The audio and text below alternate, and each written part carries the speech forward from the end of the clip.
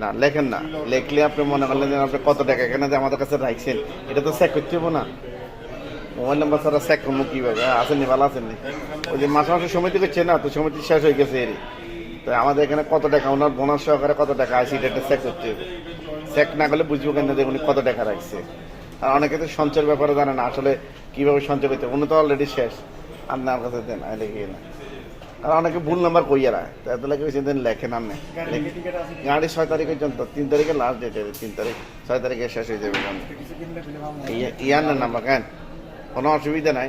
এখন দেখতেছি আপনার এখানে কত টাকা আছে। 22 নি না 21, 21 37255 372, 55 আচ্ছা 37255 473। আপনার নাম? দুলাল আব্দুল। ঠিক আছে।